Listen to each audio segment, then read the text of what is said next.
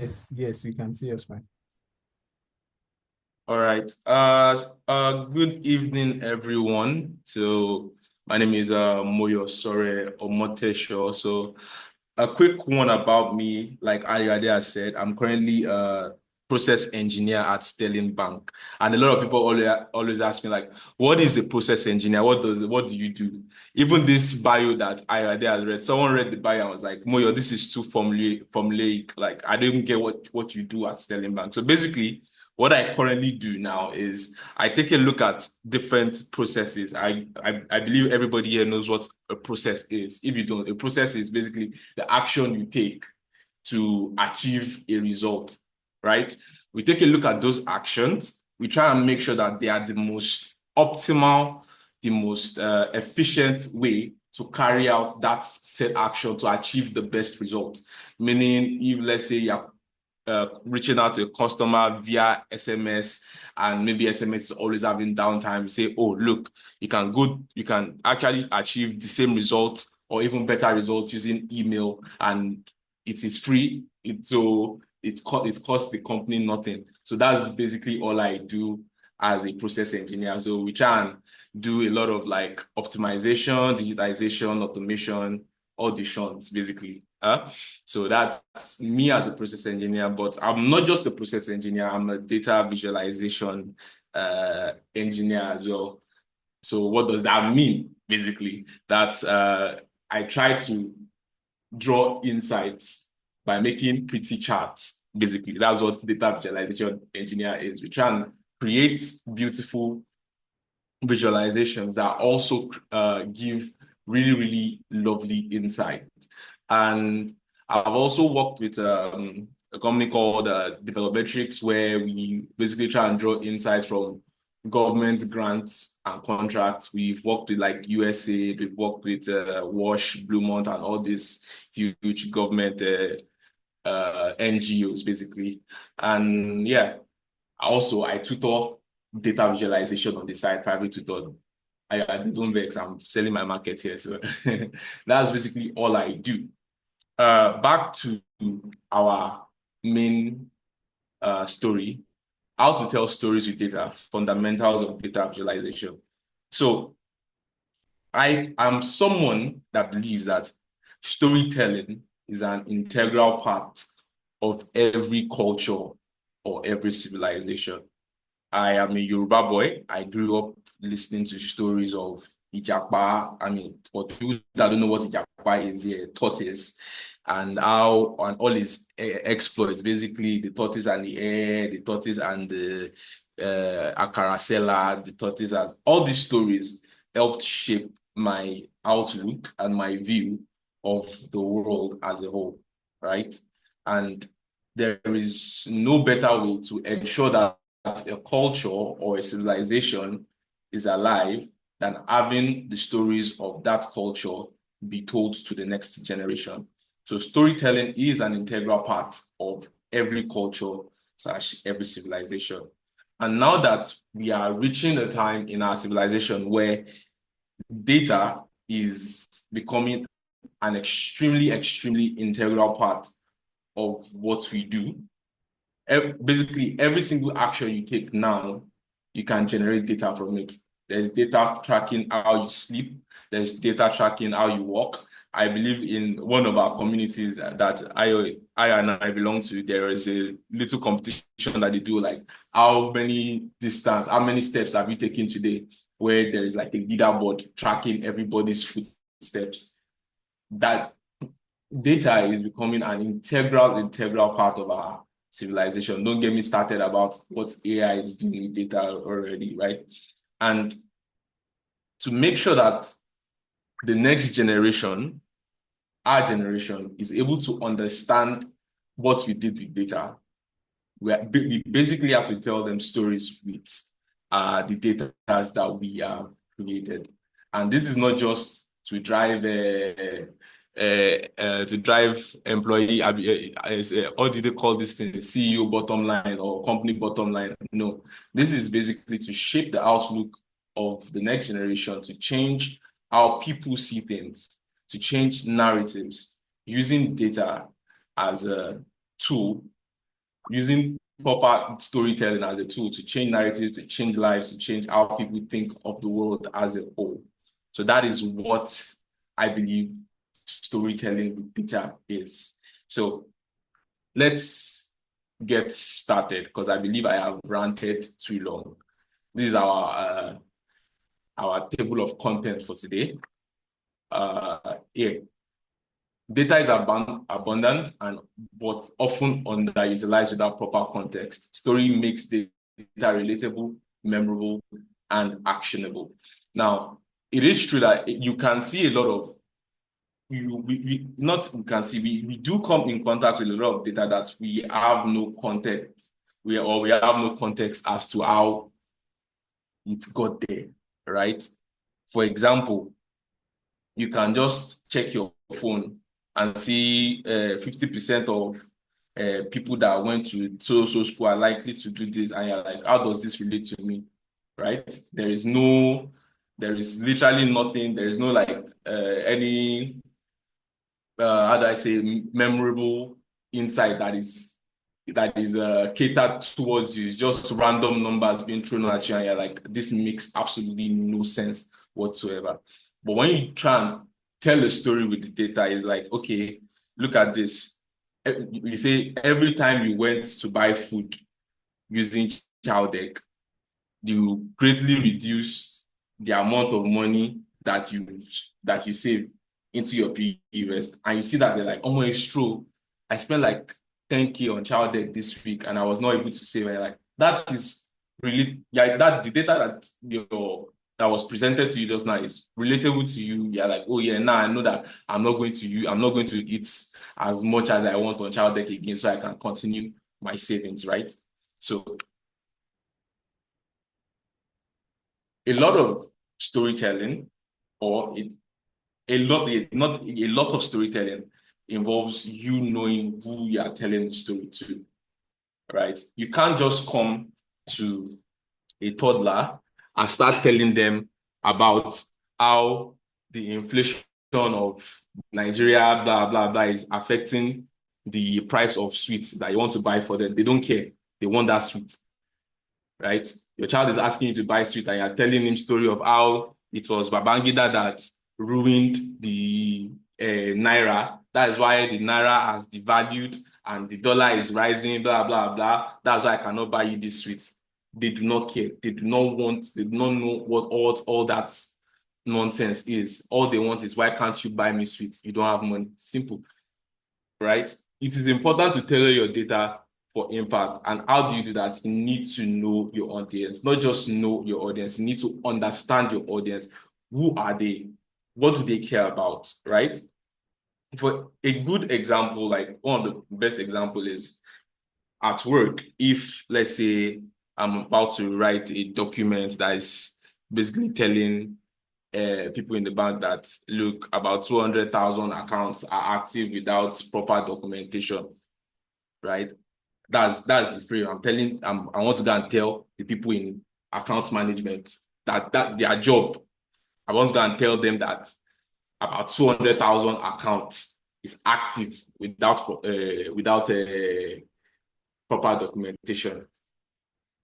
And I just go there and I start telling them, you see, this person that you open accounts for, it does not have documentation. This person does not, they do not care, they do not care about this person or this person or that person.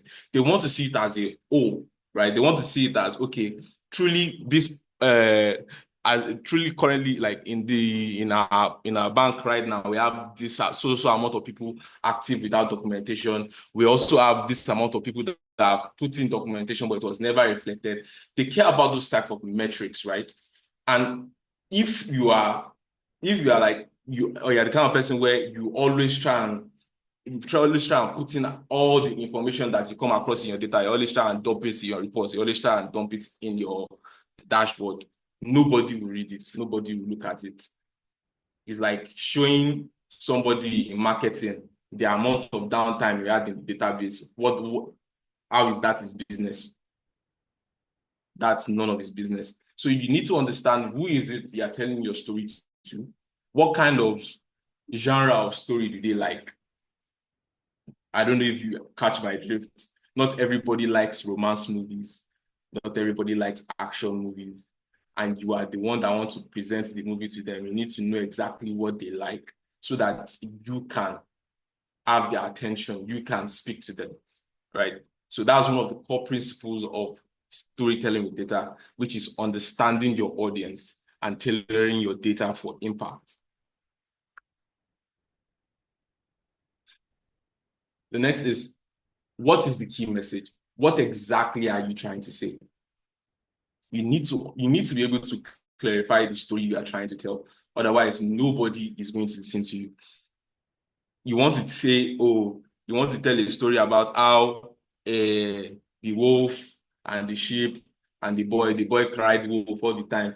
Imagine the way I'm saying it, nobody is getting exactly. I'm just putting words. I'm just saying, oh, the boy, he went to the hill, the sheep, the wolf, this, that. It is not structured. It is not clear what I'm trying to say. It is jumbled together. It is a huge mess. But when I say, oh, the boy that took the sheep to go eat, all the sheep to go eat, he came back and said, wolf has killed one of them. You'd be like, oh, that's wolf. The boy, okay, is the boy okay? They start asking clarifying questions to make sure that, oh, you got the context of what you're saying, that the boy that took the sheep to go eat has come back to report to me that wolf has attacked one of them. You get it is when you are able to say the key message, when you're able to clarify your story, it makes exactly what you're trying to present. It makes what you're trying to present. It makes it a lot more insightful. It makes it more actionable. It makes it much more memorable. So, for example, the beginning, providing context and set the stage. Right. This is one of the things that I wrote here. Nigerian inflation rate. Everybody can relate to the inflation rate in Nigeria. Nigerian inflation rate has steadily risen over the past decade. That's the beginning. That's the context that is going to carry all the message that I'm going to pass across. And then highlight key insights with the evidence, right? Food prices account for 65% of inflation increase, although I feel like it's more than 65%. Now, because imagine if I had started with food prices account for 65% of the inflation increase, I'm pretty sure everybody here will be confused, like, inflation increase of where, which country, what, right? But I had already set the stage. I've already provided the context that Nigeria's inflation rate has steadily risen over the past decade, right? And then you can then end with an actionable takeaway. Investing in agriculture can stabilize food prices. Just those three sentences put in that order has set a tone, or has set the tone for how to set the tone for the story I'm trying to tell about the inflation rate in Nigeria and how we can solve it. It provided the context, it provided insights to what the context is about, and it provided an action point. I don't know if I'm making sense so far. I need to hear someone.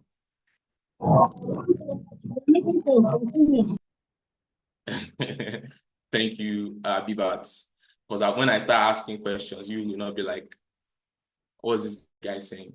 So start with the why to engage the interest and provide relevance, right? Why did this happen? Why is this happening? Oh, this is happening because of this. How do we stop it from happening? Start with the why to engage interest and provide relevance. So another part of the storytelling with data is matching data to the visualization. This is basically you making sure the medium that you're using to tell your story is the right medium. And in our context, since we are doing data visualization, our medium is proper charts, right? For comparison, bar charts, column charts, it's like when you want to show trends and you're now showing trends using a bar chart, who's going to look at that? Nobody's going to look at that. Mostly when you think trends, you think of line charts. When you think parts of it or percentage, you think of pie charts, you think of stack bar charts. When you want to see distribution, you think of histograms. When you want to see relationships, you think of scatter. When I hear relationship in regards to data visualization, the first thing my mind comes to is a scatter plot. If I want to see the grouping of group A, group B, group C, and how they relate to each other. If I want to see outliers, right, I immediately think of scatter plot. Using the right chart can greatly increase your storytelling ability. Because when you know that here, okay, I want to show the difference between A and B. And I know, okay, if I use a bar chart, right, the difference is very clear. Because A is longer than B, telling us there's something there that is making A greater than B, and there's something there that is making B greater than C. If I want to show trends and I'm showing the trends over time, and they are seeing a massive decrease in 2008, obviously someone is going to ask a question and be like, what happened in 2008, right? Avoid pitfalls. I see this a lot with beginners, where beginners are trying to impress, I don't know, maybe the community, or maybe try and prove that they can do visualization themselves, where they create a dashboard or a report, and then they start adding different charts that doesn't even make sense. They start adding colors. They start adding colors that doesn't drive any action. They put green here, they put blue here, they put red here. Everything now looks like the coat of many colors my father made for me. It's not even fine. You get, right? They start making visuals, they start making maybe funnel charts that doesn't, you're not showing how, you're not showing, they're literally not showing any metric that requires a funnel chart, but there's a funnel chart on your dashboard. Why? Doesn't make sense. Another thing is misleading scales and truncated axes.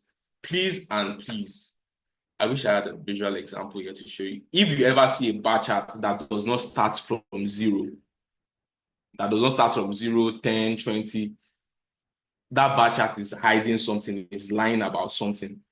If you ever see axis that does not start at the beginning or just starts in the middle somewhere, that bar chart is hiding something. And that is a pitfall on its own. That is someone trying to use data to bamboozle you, or someone that basically does not know what they are doing. And is a huge tell on if someone is being disingenuous, or if someone is an absolute beginner and they don't know what they are doing at all. And another thing that although I don't see this much often, is unnecessary 3D effects. Right? I know I don't know if you guys can remember when you used to build like a dashboard on Excel, although you can still build dashboard in Excel. Excel bar charts used to be like 3D bar charts, right? I don't know if they still have that. I've not used Excel to build dashboard in a long time. If they still have that, someone can say yes, they do, or you can do an emoji, right? Those type of, imagine seeing a 3D bar chart and it's being shown at a different angle, and you can't tell which one is longer than which. It really messes up it really messes up the story you're trying to tell, right? And the most important thing in the data visualization part of this is you need to design for clarity, simplify, and focus. When you are using bar chart, your bar chart should not be too big or too small. It should be in the right proportion, that even when they look at it, be like, okay, it's what you're trying to tell is clear. And when you're using the color for that bar chart, you are using colors to call action. Maybe you are highlighting one particular bar to call the reader's attention to that bar chart. Be like, look here, there is something important here. Make sure you don't miss it. And that is what highlight key points is. You can use colors to do that. You can even use font to do that, where you increase the size of one particular word to call attention to that place. Use white spaces when you can, because white spaces give your reader or your stakeholder a way to rest their eyes when they are looking at your dashboard. And it also makes your dashboard or your report, it makes them look clean, it makes them look really sweet, and ensure accessibility. A lot of people build reports or build dashboards using, I think I'm giving the easiest example here, using colors that not everybody can see. There are people that are colorblind. They can't see blue, they can't see red, some can't see green the way you see green, right? And anytime you present a dashboard to them, you present a report to them, they have a hard time going through that report because you have not designed around having people that have visual impairment to see your dashboard. When I say visual impairment, I don't mean people that are blind. Obviously, they are more than visual impairment is more than blindness. Being monochromatic, being able to see only one color is a visual impairment. Being able to not see other type of color is a visual impairment. And you need to be able to design around that. There's another thing that is very interesting with ensuring accessibility. I once got a gig or a contract job to redesign a dashboard to make sure that someone with one hand can go through this dashboard without any issue. I think the description was someone with one hand or no hand at all, because that's who they were building for. That's who their main stakeholder is. And I had to, that was like me, that the only thing about accessibility that I knew was, oh, make sure I'm using colors that everybody can see. I'm using a color palette that is friendly to colorblind people. That's the only thing I knew about accessibility. I didn't know that, oh, sometimes someone that's maybe their right hand has cut off, they can't hold mouse very well. Or maybe they have like, they can't use their fingers very well. They need to be able to see the dashboard or see the report easily. That's when I started knowing how to like use text and data together in a way that before you click, you will have read most of what you need to see, and you have gotten the insights you need to get, right?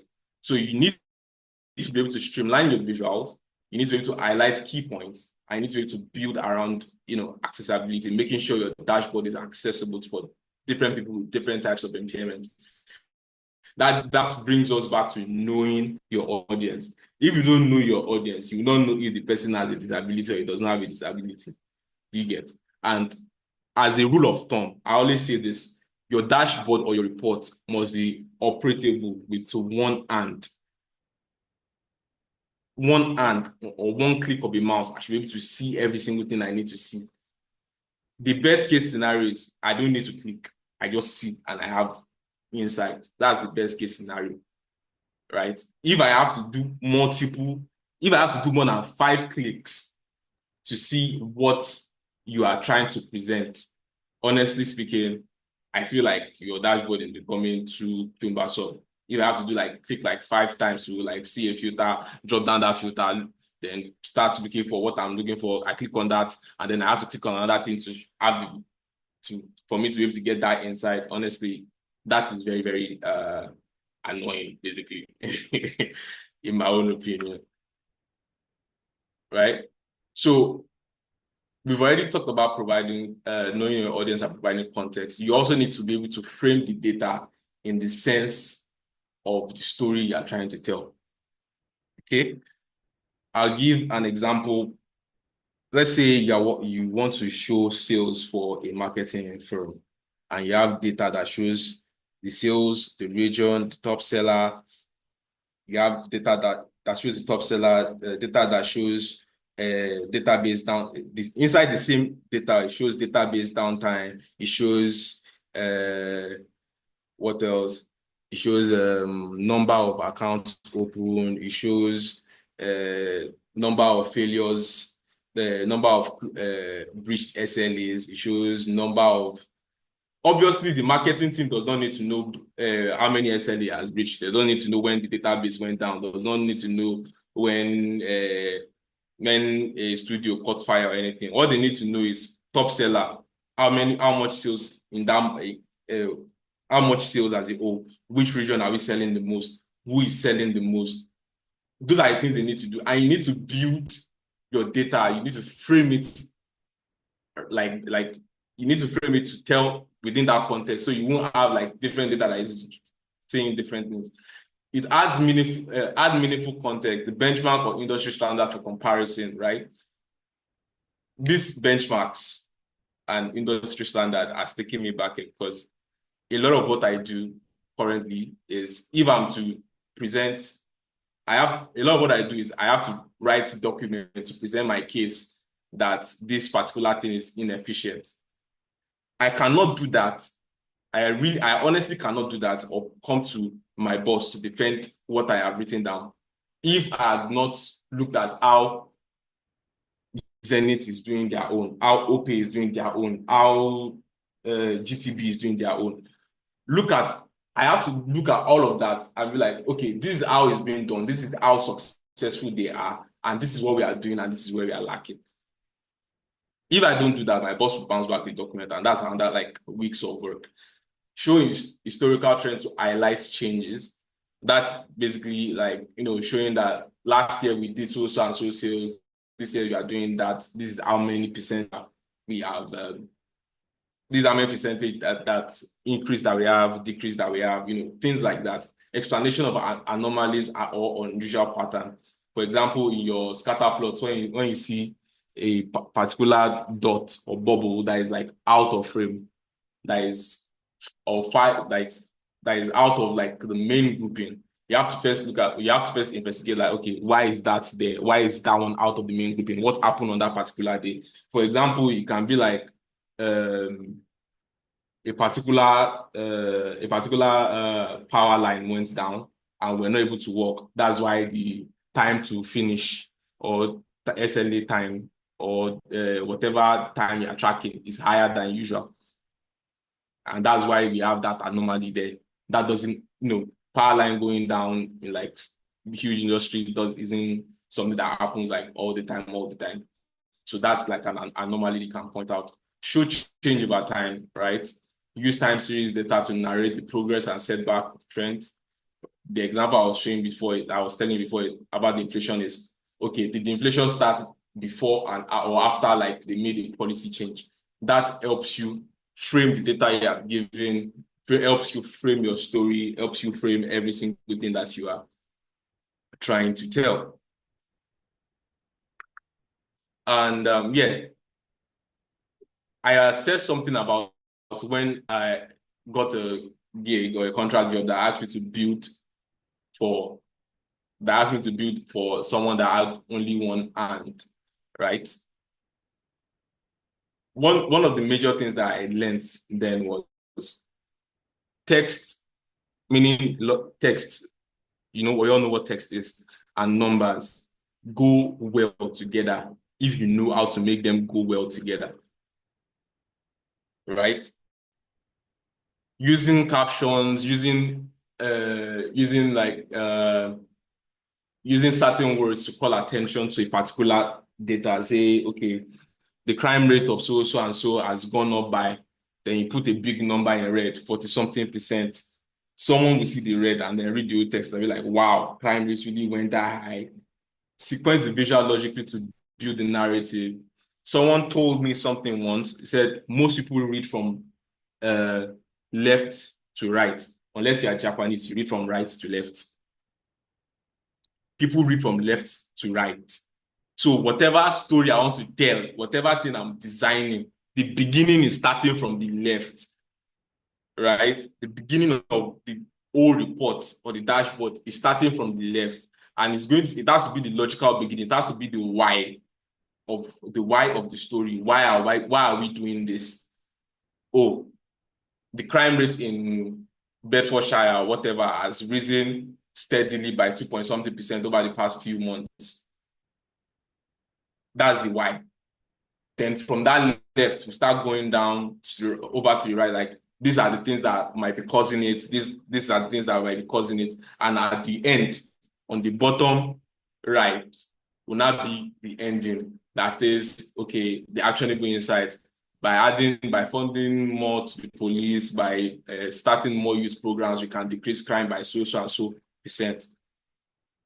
Use progressive build. Start with high-level overview. Like the example I just gave, the crime in this place has risen steadily for the past 12 years by something%. That's like the overview of what you are doing. Then add layers to detail it progressively. Like then you start doing, oh, this is the cause of it happening.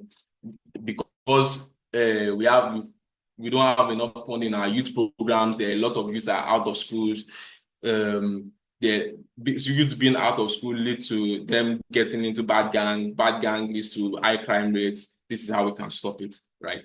So you need to be able to combine those texts, the text, the data, and the visuals to tell a proper story. And last but not the least, refine for impact. When I say refine for impact, stories change over time. The story you hear today, about maybe Mr. Today might not be the story you hear tomorrow about that same Mr. Today. Because maybe it's the storyteller that changed, maybe it's the medium they're using to tell the story that changed. So you need to constantly seek feedback. You need to, from your colleagues, from your stakeholders, to make sure that, okay, this story that I just told you, this thing that I just presented to you, how can I make it better, right? Trust me, something happened yesterday where we had already finished a document, we already finished what we're working on, and we're like, we are going to present this. And then I suggested that, okay, look, the main stakeholder is this person. Let's reach out to them first. Let's first have them look at this document. We mess ourselves up in the larger crowd. And this person looked at this document and immediately started pointing out like 2 to 3 things that are like that would basically break the old document. And we're like, wow, okay, we didn't think of that. We didn't think of that. And then we started adding that. Imagine if we thought our story was perfect and we went to go and present it to our bosses. We will have been cooked. Right? You need, from your colleagues, from your stakeholders, you need to identify what is clear, what is unclear. Sometimes you also need to test with small audiences before presenting. Like me, I don't have much friends. Before I present for like any big presentation, I stand in front of my mirror and present. Or I call my brother and my sister, I present in front of them, and then they say, okay, do this, do that, right? Iterate and improve. Address the feedback to enhance for clarity and engagement, and ensure your story align with your communication goals, right? So with that, I hope I've been able to convince you, not confuse you, that storytelling in data is better than just presenting data like that. Thank you. I can see somebody already clapping. Thank you all so much for your time.